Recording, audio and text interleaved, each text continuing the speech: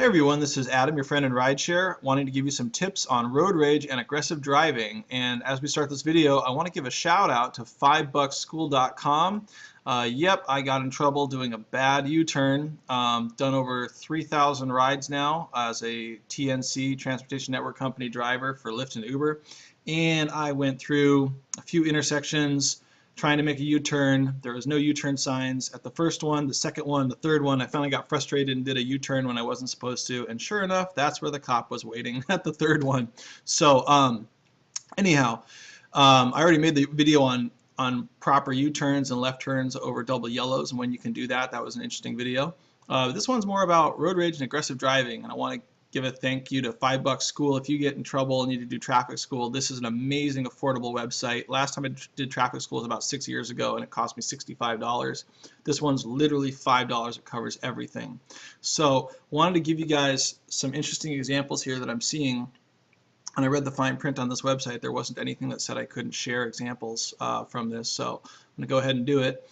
But road rage or aggressive driving is literally, it's a combination of laws that you're breaking. So when you commit a combination of moving violations such as speeding and tailgating at the same time, or changing lanes erratically without signaling or rolling a stop sign, that would qualify as aggressive driving.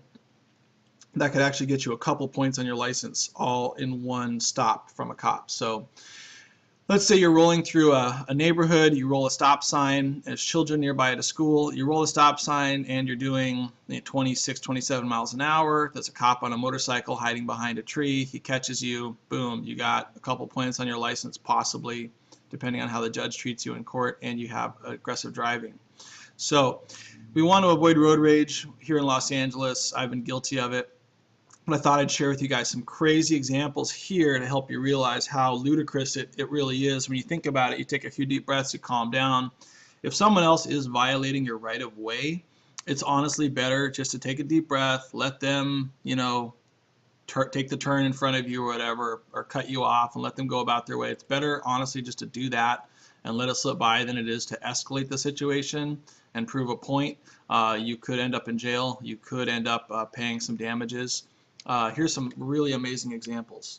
In Seattle, Washington, Terrence Hall, age 57, shot and killed Stephen Burgess, a 21-year-old college student, just because Burgess couldn't disarm the loud anti-theft alarm on his Jeep. That's insane. Another argument for gun control there, I guess. In the Virginia suburbs of Washington, D.C. in 1996, Narky Terry and Billy Kenny, both 26, began dueling in their cars as they drove up the George Washington Parkway.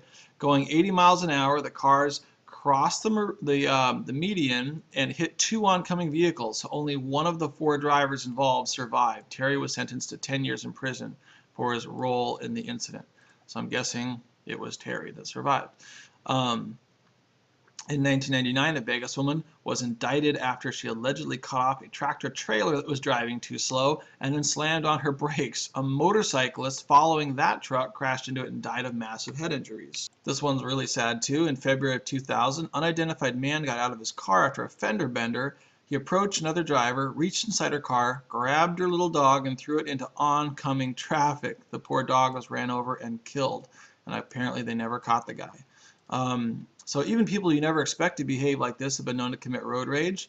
Our beloved Oscar-winning actor Jack Nicholson got cut off by a Mercedes-Benz, and then he grabbed a golf club, stepped out of his car, and struck the windshield and the roof of the Mercedes. I'm sure he could afford the damages. Just buy them a new car. And even a state legislator was guilty of road rage, punching a pregnant lady in the face, my goodness. But I thought this was probably the most wild example because of the weapon that was involved. But Donald Graham, didn't like the fact that Michael Blodgett flashed his high beams at another car. And keep in mind, you're not supposed to flash your high beams. In general, I wouldn't flash them at all. But if someone is within 200 feet of you, it's illegal to flash your high beams at them. So whether you are behind them or whether they are oncoming at you, you shouldn't be flashing your high beams because it could blind them. They could swerve, have an accident, not see something, and you don't know how long it might blind them for or what their sensitivity to the bright light might be. even maybe give them a seizure. Or if that car that's oncoming, it could be a police officer vehicle and you don't recognize it until it's too late. Well, they're going to pull you over and ask you why you flashed your high beams, possibly write you a ticket. So that's why, you know, you see people turn off their high beams when traffic is approaching. You're driving out in the countryside, you have low visibility, you use your high beams, but when cars are approaching you, you turn them off, and you're not supposed to have them on within 200 feet. All right, so but that's something that Donald Graham here took to the extreme. He actually got a crossbow from his trunk and shot this guy in the chest, killed him, and this guy went to prison. So just a few crazy examples of road rage there.